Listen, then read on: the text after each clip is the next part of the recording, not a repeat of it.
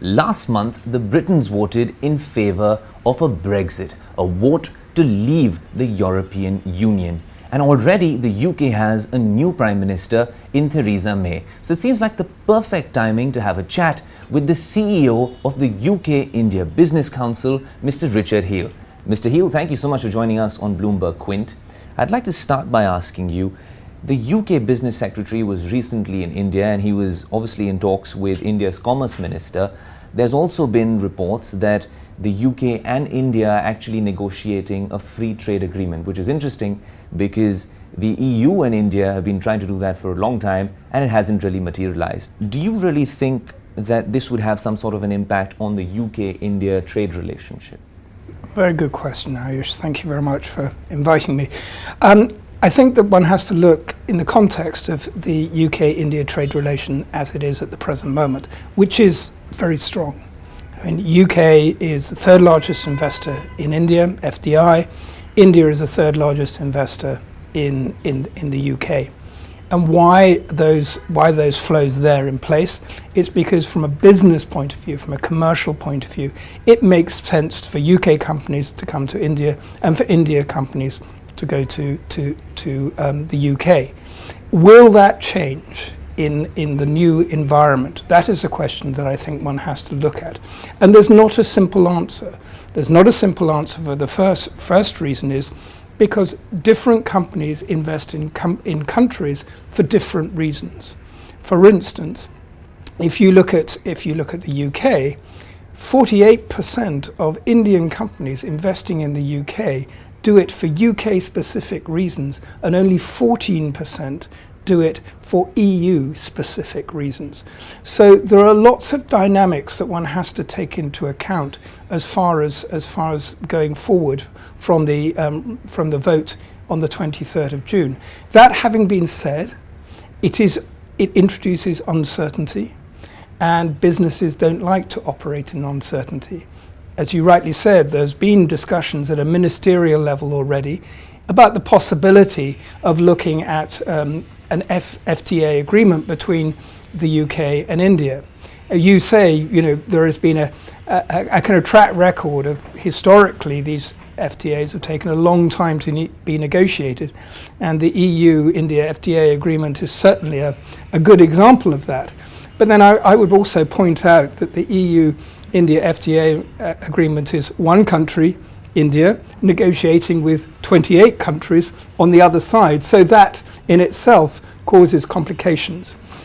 I think that if one looks at a bilateral trade treaty between two parties, then in theory, disassembling the discussions that have taken place already over the past 7 years, you can see how one can perhaps construct an FTA agreement on a faster timeline than has happened in the past. That having been said, the discussions with the EU and the nature of Britain's involvement with the EU going forward is going to be absolutely critical in how the India-UK FTA agreement is structured at the end of time. The two have to go together. That's true, Mr. Heale, and also the lady tasked with the unenviable task of really negotiating all of that and really managing the divorce proceedings for the UK from the EU is the UK's new Prime Minister, Theresa May, who from her time at the Home Office really has been very strict with her immigration policy. With her now as Prime Minister, does the whole immigration policy really change? Well, if I can take exception to one comment that you talk about, which is, as you mentioned, divorce. Right. Although Theresa May has said Brexit is Brexit. Of course. I think there are lots of different colours as to what Brexit means. And as we've seen, you have a Norwegian model of interaction with the EU, you have a Canadian model, you have a Swiss model. There is no reason why, logically, one couldn't have a British model. So I think that divorce, I'm not saying that that's going to happen. In fact, Boris Johnson was in our foreign secretary, was in Brussels, and he made the point that we're not leaving Europe. We're still remaining in Europe, but we're leaving the kind of single market. Right. We've got to renegotiate the access to that point. But I think that's a key point that one has to bear in mind in that process. No, Mr. Heald, I call it divorce because it's a long drawn affair and a bitter one as well. But coming back to my question on immigration, do you think with the appointment of Theresa May as Prime Minister of the UK, do you think that the immigration policy changes really when it comes to Indians? Sure, of course. Well, first point, you're quite right. Theresa May is a tough politician, and she has been elected on the basis of her experience and the 6 years that she's been in the Home Office, which has given her very substantial credibility in terms of negotiating with Europe, as well as seniority within the party. And yes, you're absolutely right that under her leadership of the Home Office, immigration policy within UK has been a contentious issue. You're absolutely right as well that the immigration argument in the UK played a very significant role in the referendum result on the 23rd of June. And therefore, when one is looking to negotiate with the EU, one has to take cognizance of what the majority of the electorate voted for. So looking forward, clearly immigration is going to be a contentious issue. And the Brexiteers, if we can call them that, have been put in charge of those negotiations. So to a large extent, it's up to them to deliver on what they promised the electorate. Will they? We shall see. Certainly as far as business is concerned, we as UK India Business Council have argued very vociferously and constantly, consistently, in relation to access for, if you like, commercial immigration, tier 2 visas, in relation to Indian businesses coming to the UK. And we would like to see that continue. We would like to see liberalisation. We would like to see that being included within the overall scheme of things.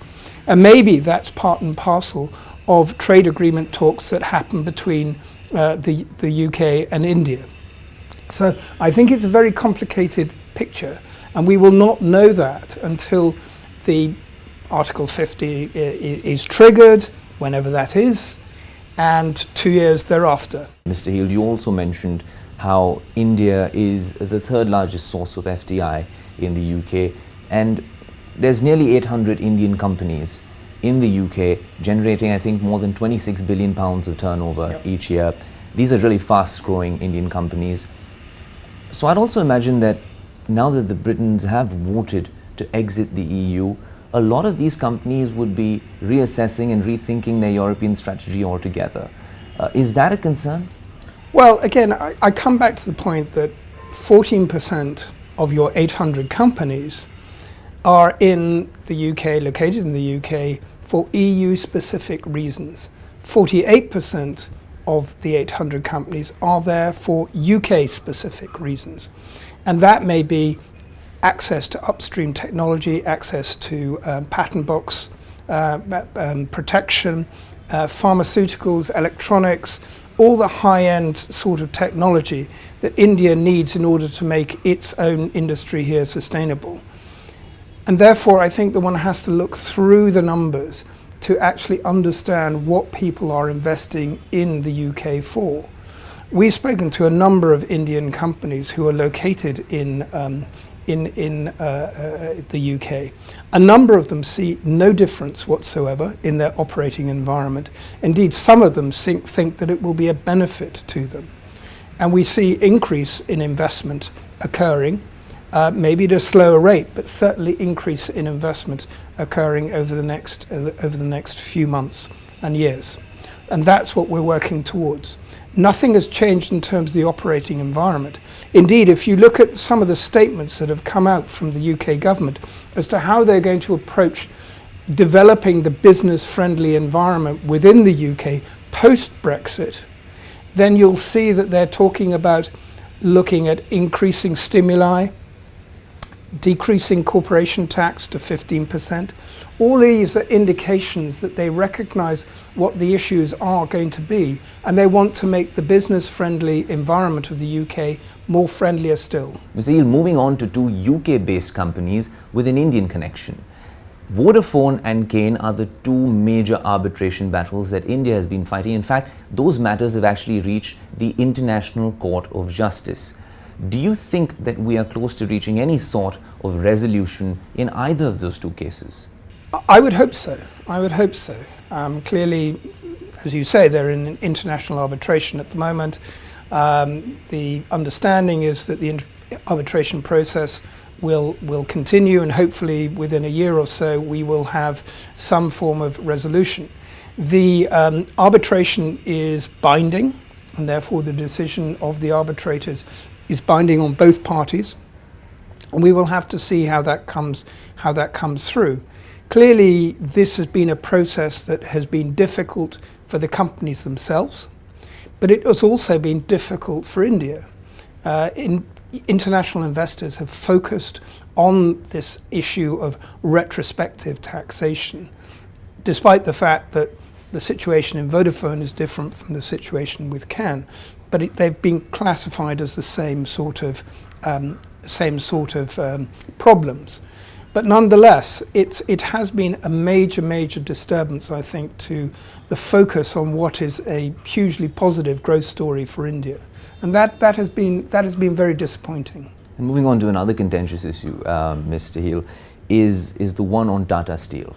Now, Sajid Javid was down here in Mumbai, and he did meet the senior management of the Tata Group, and there were developments from that matter as well. Do you think that, according to the UK IBC as well, what do you think is an ideal solution to that matter? Well, we would like to see an ideal solution which suits all the parties involved.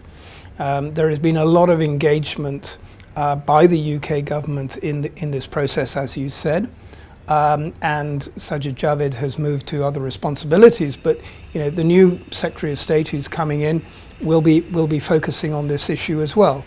Clearly, there are two major concerns. One of which is the pension fund, which the UK government has indicated that they are looking at ways in which they might be able to solve the pension deficit that is currently a significant problem, and the other is looking at ways they might be able to intervene more directly in a reformed Port Talbot, possibly alongside management, etc. But these are discussions that are ongoing behind closed doors. And alongside the discussions that Tata are having with ThyssenKrupp. So I think there are a large number of moving parts here. I also think that it is positive, but not necessarily conclusive, that the commodity prices, as far as steel concerned, has firmed marginally. But we all know that commodity prices are volatile. And therefore, I think one has to look towards the medium-term solution and viability and sustainability of the investment in order to see closure from all parties.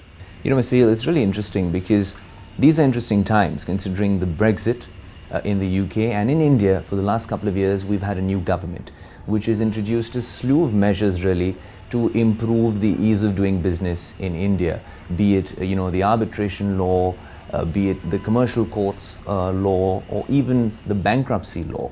They're also pushing in Parliament for the passage of the GST. How is the UK companies, and of course the UK IBC, viewing all of these developments? I think we're looking at it, positively, very positively. In fact, we polled our members a few months ago as to what they perceived as improvements in ease of doing business. And 50% of the companies that we polled said that they had seen a material improvement in ease of doing business. And of the remaining 50%, half of those said that they'd seen measures coming in place which they believe would lead to further improvement of ease of doing business. And I think, you can look at all sorts of different examples as how that actually translates into practical results. GSK, for instance, is opening a factory or is just building a factory outside Bangalore, their first manufacturing plant anywhere in the world for 15 years. And they got the states to compete between themselves as to which would offer the most attractive terms in which they could invest. That's something that we would not have seen a few years ago. I think that from an outsider's point of view, we possibly misjudged, if I can put it like that, the effect that the majority that was achieved by the NDA government in the elections in 2014 would have. To a certain extent, we judged the effect through a prism of a developed nation, i.e. what would happen in the UK if a UK government got the majority. It would be fireworks. Well, the situation in India was very much more different in terms of the machinery of effecting the reforms was to a large extent moribund and broken. And therefore, we've not seen the sorts of fireworks that we would have expected, but what happens below the surface has been huge. And the net result is we're starting to see the effects coming through now. And I actually agree with you that GST, I think, is going to be very important.